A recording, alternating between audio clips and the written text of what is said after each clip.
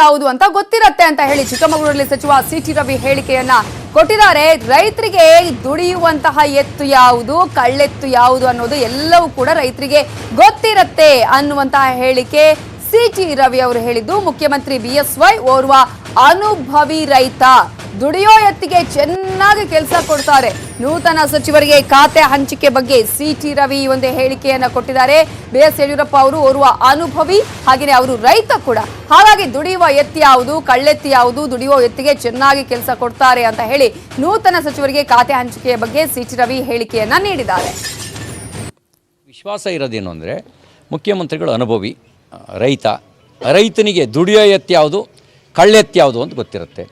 ದುಡಿಯೋ ಎತ್ತಿಗೆ ಚೆನ್ನಾಗಿ ಕೆಲಸ ಕೊಟ್ಟು ಚೆನ್ನಾಗಿ ಮೇವು ಹಾಕಿದರೆ ಅದು ಹೆಚ್ಚು ಕಾಲ ದುಡಿಯುತ್ತೆ.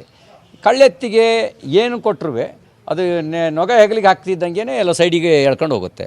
ಹಾಗಾಗಿ ದುಡಿಯೋ ಎತ್ತನ್ನು ಗುರುತಿಸ್ತಾರೆ, ದುಡಿಯೋ ಎತ್ತಿಗೆ ಹೆಚ್ಚು ಕೆಲಸ ಕೊಡ್ತಾರೆ ಅನ್ನೋ ವಿಶ್ವಾಸ. ಇನ್ನಷ್ಟು ಸುದ್ದಿ